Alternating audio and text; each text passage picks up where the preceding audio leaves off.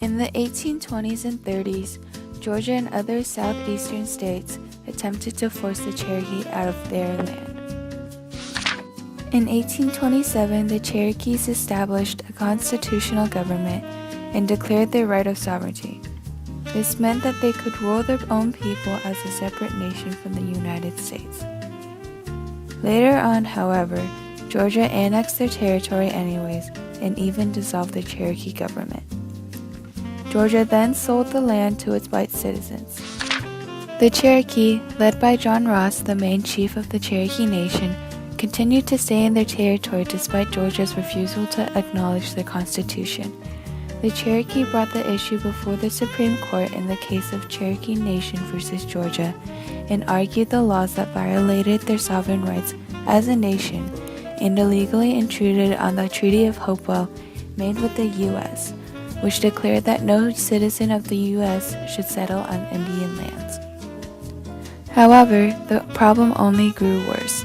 The court's decision was that the Cherokee Nation didn't actually constitute a foreign nation even though they were sovereign, and so they couldn't address the court because it wasn't granted the ability to address such domestic dependent nations in the Constitution. Yet, at this time, a Christian mission sent Samuel Worcester and other missionaries to Cherokee territory in order to improve relations with them.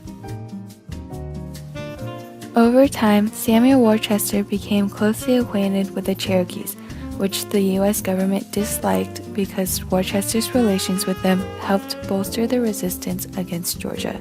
This led to the decision that no white men could reside in Cherokee Nation without a state permit and oath of loyalty.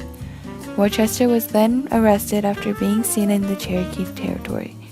He apparently did not learn his lesson as he was thrown into jail 2 more times.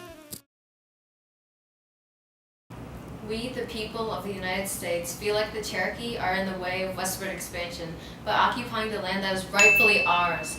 That's why we use the Indian Removal Act to temporarily put aside the problem by moving them westward. Those savages aren't entitled to the liberties of the American people because they are part of a foreign nation. Their constitution was not even valid since they're threatening the United States as a nation, and they're also threatening our ultimate goal of manifest destiny. That is why we cannot allow the Cherokee people to stay in the West. The supposed entitled Americans had intruded our land. We were already thriving as a community, and our community existed in harmony with the land. We raised the land as ours, and the land came to accept us. But the settlers interrupted that harmony and decided they could ignore our tradition and rightful symbiotic relationship of the land, or as they like to call it, ownership. The Americans don't treat us as if we are people as well. They should allow us to own our own land. Even though we might not be considered as U.S. citizens, we should still be entitled to own land that we had first. This Louisiana Purchase that you people got from the French means nothing to us Cherokee because this is still our land that we own. We have inherited all of this land from our ancestors who were here way before you guys came here to settle. The Cherokees are just and have the right to a sovereign nation. I've shown them what it means to live as a part of the Christian faith. I've translated the Holy Book in their native tongue and assisted their leaders with political and legal rights under the Constitution and Cherokee treaties. These people have become my friends, and I have lived as they live. They do not deserve to have their right to a sovereign nation taken away. The Georgians may have instilled laws to prevent my fellow missionaries from helping them and resist oppositions, but that will not stop me. They may attempt to imprison me and my fellow missionaries, but that will not stop us. Based on true events from the age of Jackson, this touching film encompasses all of the sentiment regarding the treatment of Indians during the peak of American expansion.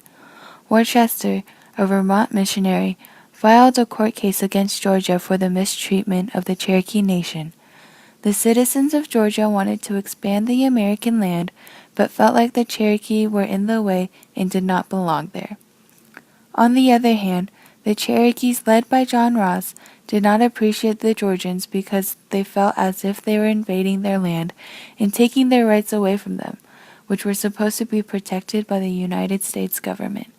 The judge of the court case John Marshall, concluded the court case with the decision that the Cherokee Nation had the right to own their land, but it seems as if even the Supreme Court has their rights taken away as President Jackson ignores their verdict, creating one of the most morally and politically controversial events of all time.